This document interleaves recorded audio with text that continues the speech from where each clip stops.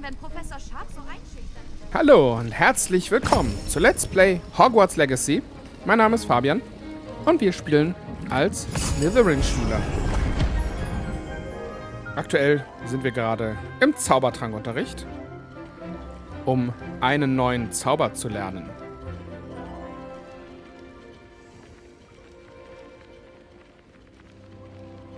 Ich finde ja diese Montagen echt cool gemacht. Ich habe alle Aufgaben erledigt und jetzt können wir einen neuen Zauber lernen bei Professor Wie Sharp. kommen Sie mit Ihren Aufgaben voran? Ich habe Ihre Aufgaben erledigt, Professor. Gut. Sie sollten jetzt Depulso lernen können. Mal sehen, wie Sie sich machen. Konzentration. Bleiben Sie bei der Sache.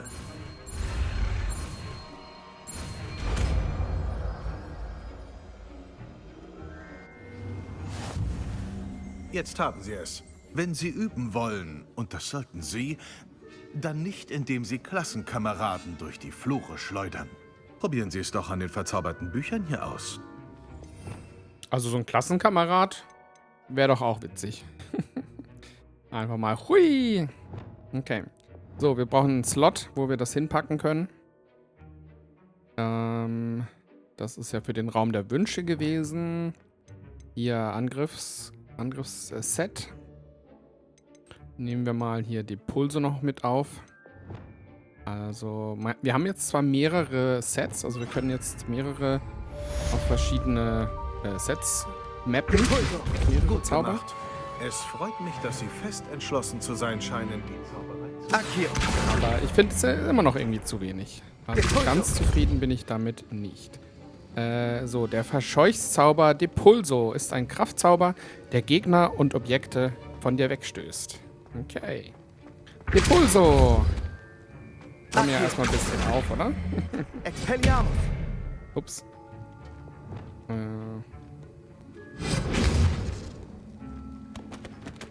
Okay, auf jeden Fall haben wir jetzt diesen Zauber gelernt. Und, oh, da ist ein Schlüssel. Okay, sorry, da muss ich kurz hinterher. Wir brauchen einen Schrank dafür, ne, für diese Schlüssel. Weil damit können wir diese Hausmarken sammeln. Und ich möchte wissen, was in der Truhe drin ist. Beziehungsweise möchte ich das selber herausfinden und die Truhe dann öffnen. Natürlich könnte man auch einfach nachgucken. Mittlerweile ist ja gefühlt das komplette Spiel im Internet. Und je nachdem, wenn man auf TikTok oder Instagram rumscrollt, entdeckst du halt an jeder Ecke und also bist immer mit irgendwelchen Easter Eggs aus dem Spiel konfrontiert. Ist ganz cool, manche Sachen hätte ich selber nicht gefunden, aber manche Sachen könnten auch ein kleiner Spoiler sein. So, wir suchen uns mal eine neue Nebenquest. Wir haben eine Flugprüfung, das machen wir später noch. Die Kartenkammer ist die Hauptquest, das machen wir in der nächsten Folge. Also Flugprüfung klingt schon mal sehr gut. Oder die Aufgabe von Professor Garlick, das wäre auch noch was. Also man muss, bevor man die Zauber bekommen kann, verschiedene Aufgaben von den Lehrern erfüllen. Die sind meistens relativ easy, wenn man weiß, wie die zu lösen sind. Aber manchmal muss man auch ein bisschen mehr besorgen. Und wir haben noch einen Talentpunkt, den wir ausgeben können. Zum Beispiel noch ein Zauberset. Revelio können wir noch erhöhen. Basiszauber können Gegner in der Luft treffen und erhöhen die alte Magieanzeige. Protego-Expertise schickt 2 Projektile zurück.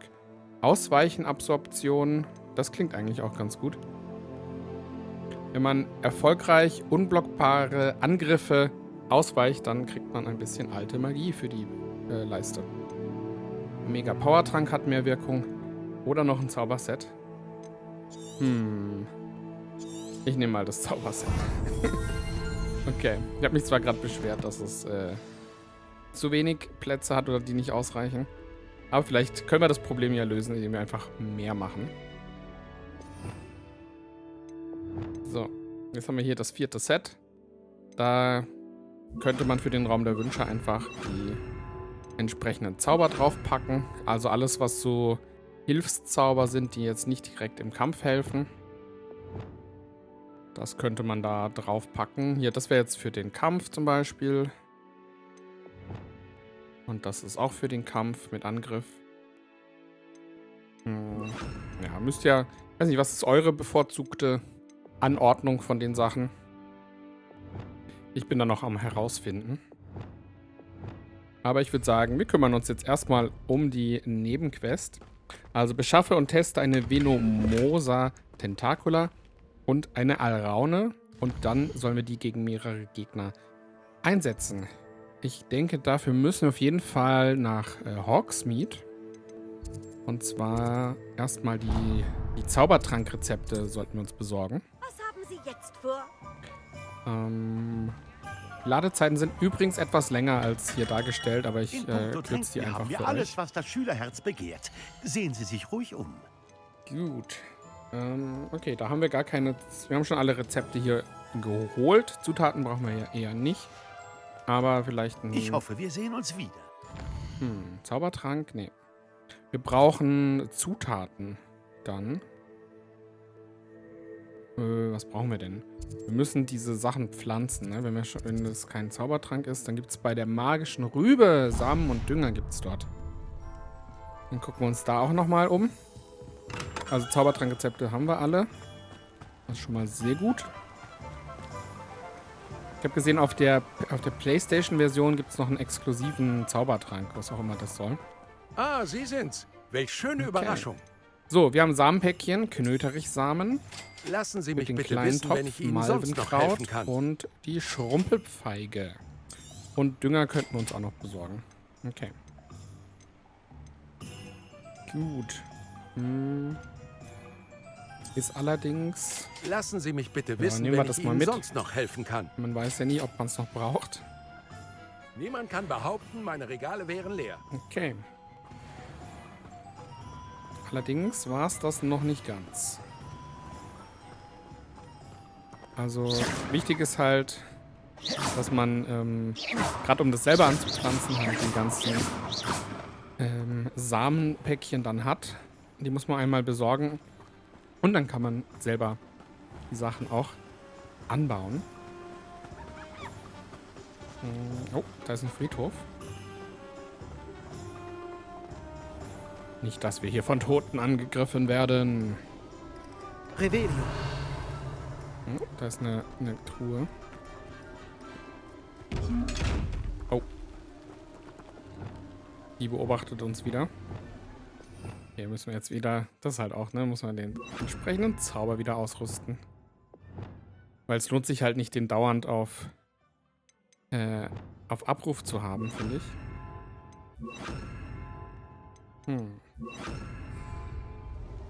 Okay, so, damit sieht es uns nicht. Und jetzt können wir die Truhe öffnen.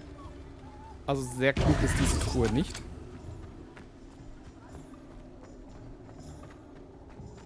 Okay, aber wir könnten auch an sich sonst einfach so noch Hogsmeade weiter erkunden.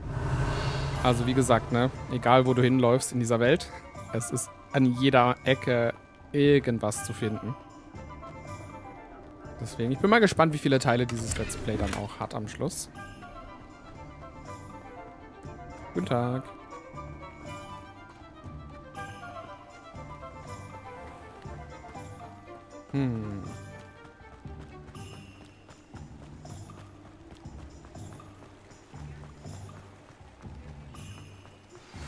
Erledigen Sie meine Aufgaben und suchen Sie mich dann in meinem Klassenzimmer auf, um den Abtrennzauber Diffindo zu lernen.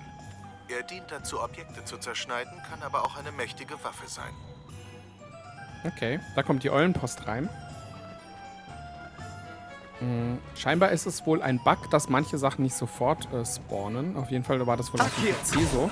Da gab es jetzt vor kurzem einen Patch. Ich bin mal gespannt, ob das auf den Konsolen auch irgendwie ein Bug ist.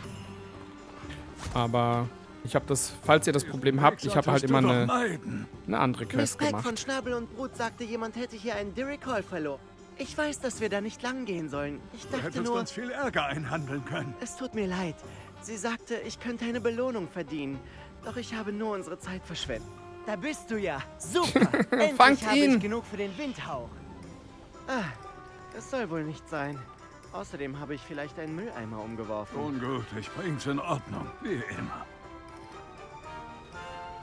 Hier ist noch zu. Aber Tierwesen kommt erst noch. Ich glaube, übernächste Folge.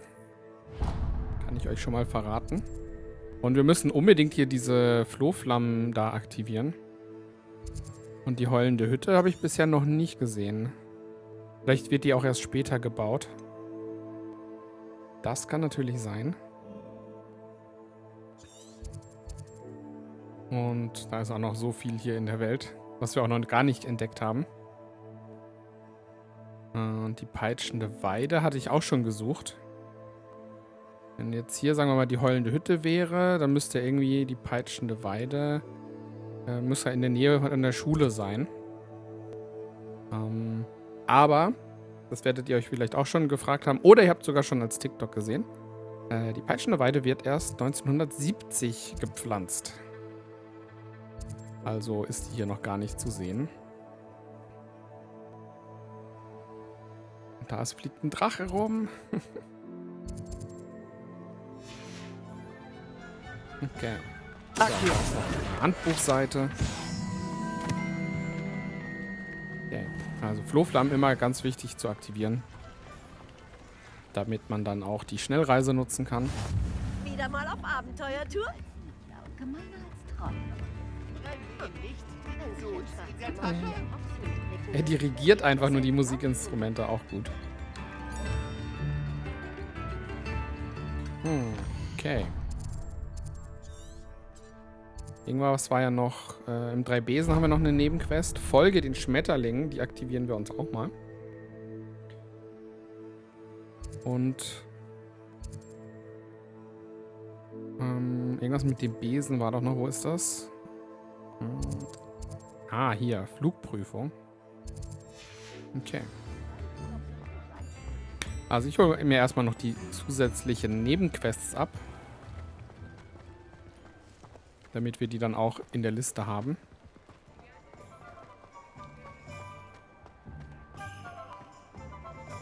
Ist einfach so schön, dieses Hogsmeade.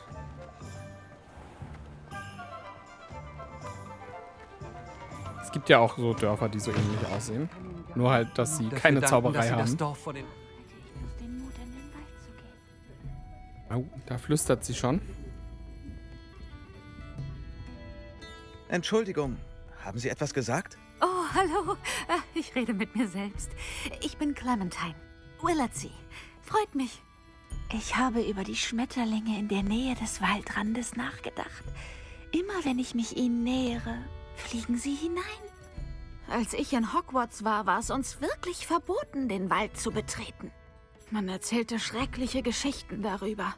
Seitdem habe ich eine irrational starke Angst davor. Es ist albern, aber ich bin wirklich neugierig darauf, wo die Schmetterlinge im Wald hinfliegen.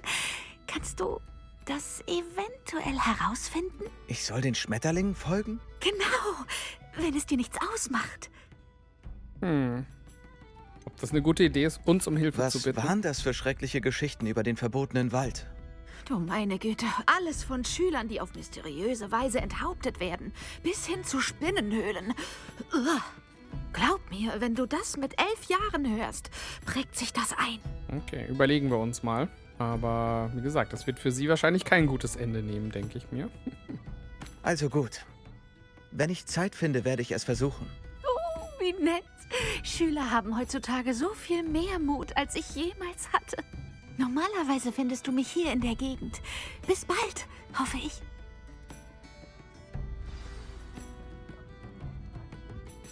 Nicht vergessen, die Schmetterlinge scheinen sich immer am Rande des verbotenen Waldes aufzuhalten. Viel Glück!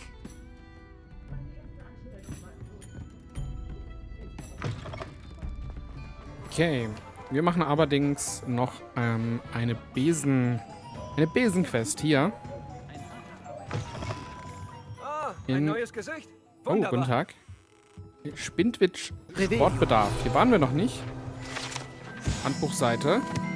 In diesem Geschäft, das vom liebenswürdigen Albi Weeks geführt wird, werden alle Arten von Sportartikeln für Zauberer verkauft, darunter auch die neuesten Besenmodelle. Albi selbst, so sagt man, arbeitet an einer Reihe von Besenverbesserungen. Cool. Tja, hier ist jede Menge Quidditch-Zeug auch noch. Da. Hallo, Mr. Weeks, nicht wahr? Albie Weeks, zu Ihren Diensten. Willkommen bei Spintwitches. Entschuldigen Sie, wenn Sie hier waren und nicht reingekommen sind. Der Laden ist zu, seit die Handelswege unterbrochen wurden. Ich musste bis London reisen, um meinen Lieferanten zu treffen. Und bin gerade erst wieder zurück. Zum Glück samt Inventar. Ich schätze, Sie haben Interesse an einem Besen? Ich hätte ein paar seltene Eibenweber, Glutsprintbesen, Silberpfeile und Windhauche. Egal, wofür Sie sich entscheiden, Sie werden zufrieden sein. Sie sind alle außergewöhnlich, was Qualität und Leistung angeht. Sie mussten Spintwitches wegen unterbrochener Handelsrouten schließen? Schrecklich. Handelswege wurden als unbrauchbar gemeldet. Anscheinend übernehmen Kriminelle die Straßen und bedrohen die Dörfer. Ich fliege äußerst sicher, aber versuchen Sie mal mit einem Vorrat an Besen auf dem Rücken zu fliegen. Gar nicht so einfach. Also gut, zurück an die Arbeit. Wenn Ihnen ein Besen gefällt, sagen Sie Bescheid.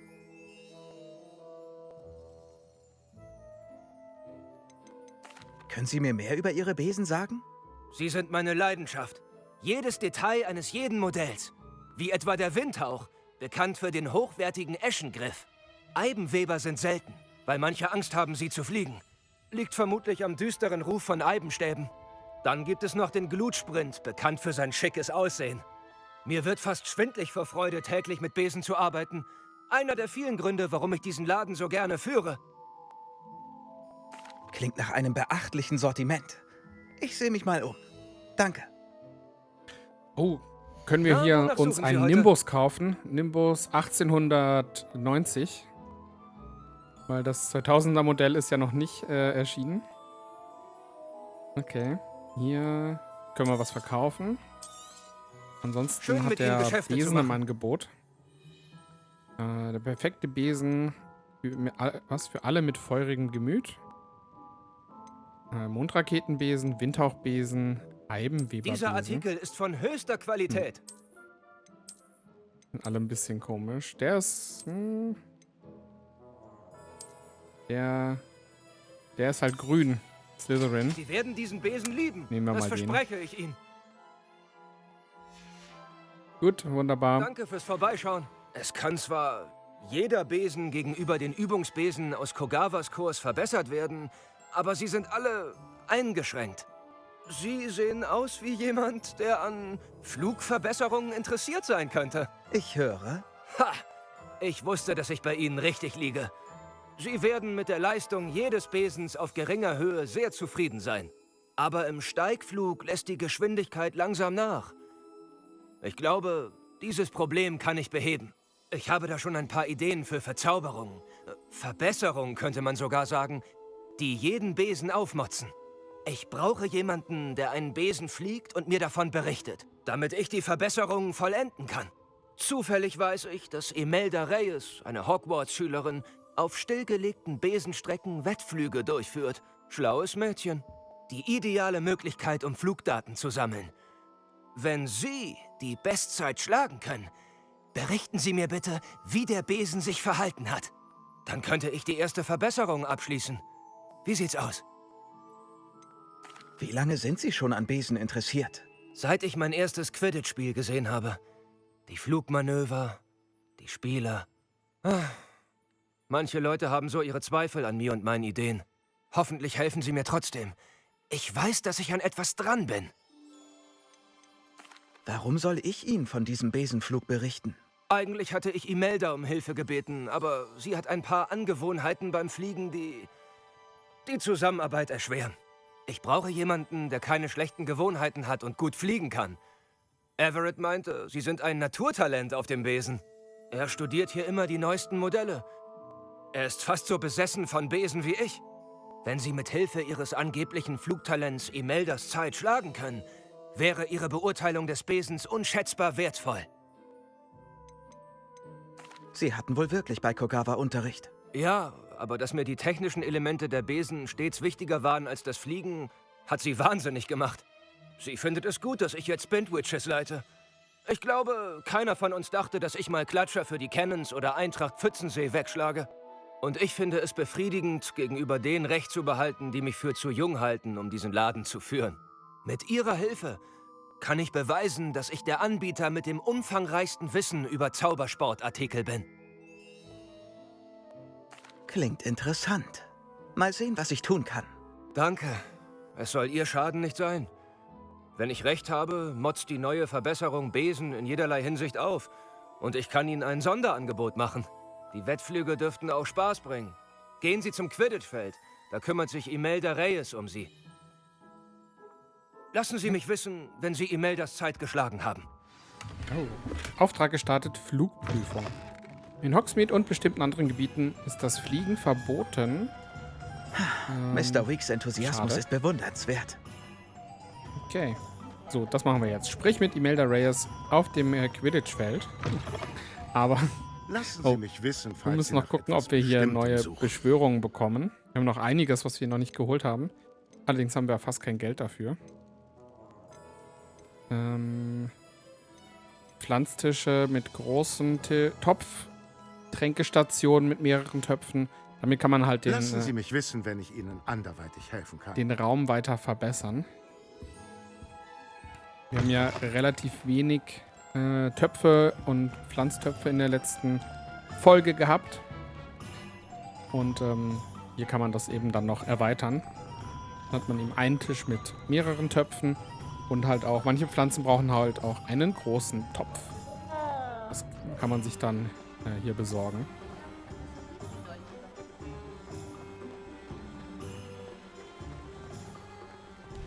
So, hier können wir fliegen. Hier ist das Fliegen erlaubt. Und jetzt können wir auch erst richtig fliegen, weil wir jetzt unseren ersten eigenen Besen haben. What? Und Tierwesen gibt es auch noch, aber die sind noch nicht freigeschaltet. Ha, geil. Hui. Oh mein Gott. Schaut euch das an. Wir fliegen. Wir fliegen einfach direkt hin. Oh Mann. Wer braucht schon Flohpulver, wenn er fliegen kann? Yay. Richtig geil einfach.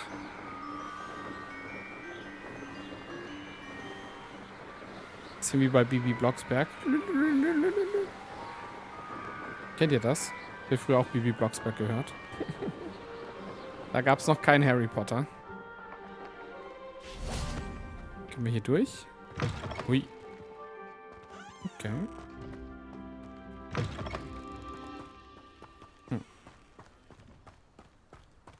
Einfach hier auch noch ein bisschen erkunden. Es gibt einfach so viele Ecken, wo wir natürlich noch nicht waren. Aber wir können auch einfach hier weiterfliegen. Warum nicht? Halt immer die Frage, fliegen? Weil fliegen ist echt cool. Oder halt alles zu Fuß ablaufen. Aber kommt drauf an, wie viel Zeit man hat. Das ist das Quidditch-Feld. Haha, geil. Ui. Das ist halt echt 1:1 wie im Film nachgebaut. Mega nice. Und auch diesen Graben, den haben sie auch drin.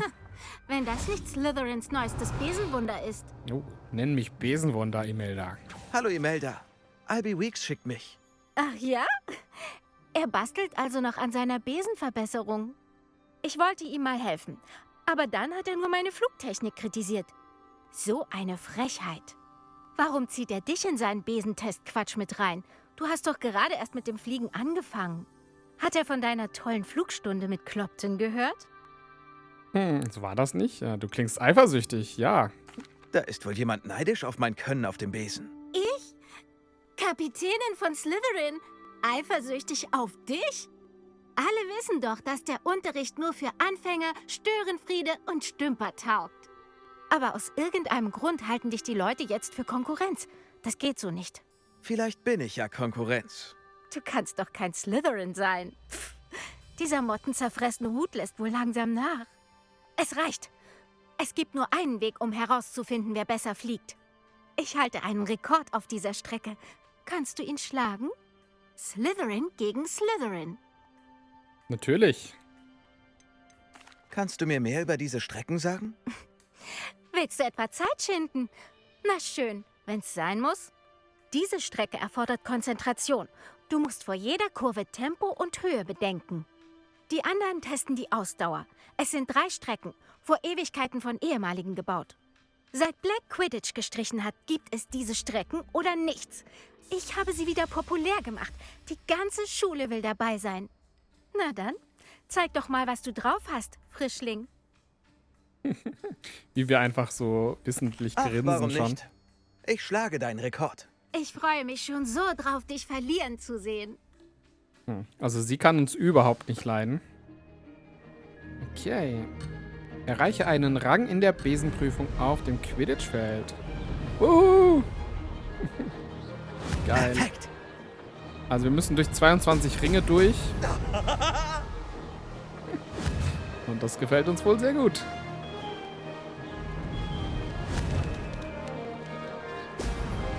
Und die gelben Sachen boosten uns. Hui, das war knapp.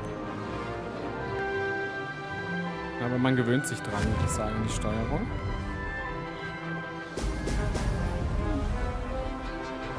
Das sind Turbo-Booster. Hui. Okay, der Besen schlingert aber voll. Super. Jetzt über Hogsmeade oder an Hogsmeade vorbei.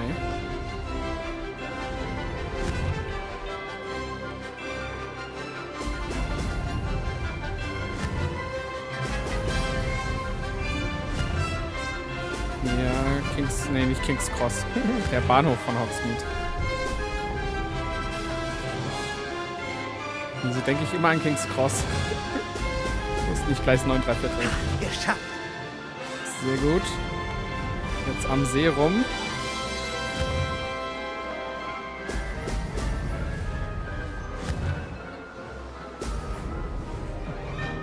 Wie er auch einfach den Popo da in die Höhe streckt auf dem Besen. Ich glaube, so sieht jeder aus, wenn man einen Besen Großartig. fliegt.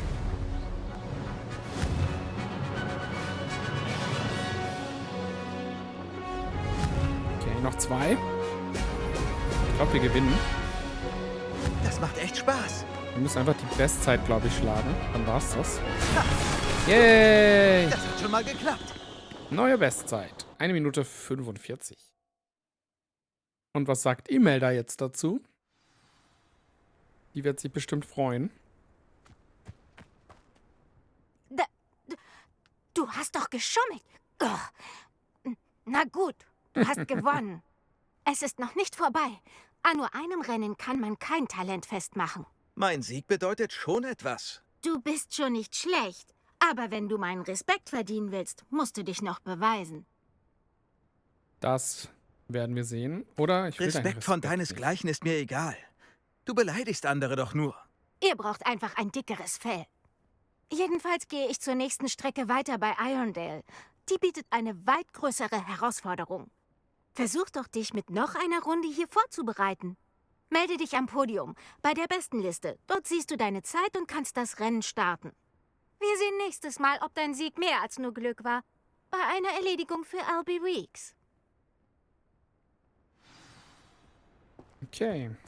Also wir könnten jetzt in Zukunft hier nochmal ein Rennen durchführen. Aber jetzt haben wir ja die Daten gesammelt für Albie und jetzt können wir zu ihm auch zurück. Mr. Weeks hört sicher gern, wie ich mich geschlagen habe. Boah, seht ihr das, wie das so schlierend zieht, wenn man das Kamera schnell dreht? Bin ich nicht so der Fan von der Grafik dann. Leider.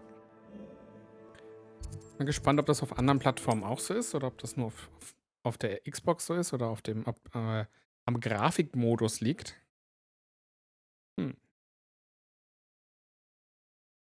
Ihr Handbuch ist ja wirklich praktisch. Ich freue mich, darin vorzukommen. Ich wünschte, ich hätte damals in Hogwarts gesaugt. Ah, So. Sie sind zurück. Ja, Hoffentlich mit neuen Infos. ich habe den Besenrekord gebrochen. Mr. Weeks, ich habe auf meinem Besen den Rekord gebrochen. Unglaublich. Miss Reyes muss außer sich sein. Und? Wie war der Besen? Etwas unruhig und er könnte schneller sein, aber er hat sich gut geschlagen. Ich muss aber sagen, dass er in manchen Kurven einen Linksstrahl hatte. Ich habe beim Abtauchen ein leises Wusch gehört. Oh, danke. Genau das wollte ich wissen. Abtrieb, was? Ich werde mich sofort an die Arbeit machen. Selbst die Pessimisten müssen zugeben, dass meine Arbeit von Anfang an Potenzial hatte. Warum sollte jemand ihre Fähigkeiten anzweifeln? Oh, Sie würden sich wundern. Die Leute sind starrköpfig. Sie fürchten, man ruiniert nur alles, wenn man daran herumfummelt. Diese Leute wissen einfach das Gefühl der Freiheit nicht zu schätzen, das ein guter Besenflug bereitet. Und sie würdigen auch nicht den kreativen Prozess dahinter. Ich kenne jemanden in Rom mit einem Laden wie meinem. Sagt, dort sei es noch schlimmer. Natürlich machen sie nachmittags auch ein Nickerchen. Und wo wären wir ohne Verbesserungen? Hätte Elliot Smethick sich von diesen Schwarzsehern einschüchtern lassen, hätten wir heute keinen Dämpfungszauber. Ich höre nicht auf Sie. Ich bin schon ganz gespannt. Bei dieser Verbesserung habe ich ein sehr gutes Gefühl. Sie werden erfreut sein. Ich melde mich bald wieder. Das Problem der Höhe in Bezug auf die Geschwindigkeit lösen. Damit haben wir unsere erste Besenverbesserung. Und morgen machen wir dann mit der Hauptstory weiter. Ich sage vielen Dank fürs Zuschauen. Lasst gerne ein Like da, ein Abo und einen Kommentar. Und dann sehen wir uns in der nächsten Folge. Macht's gut, euer Fabian.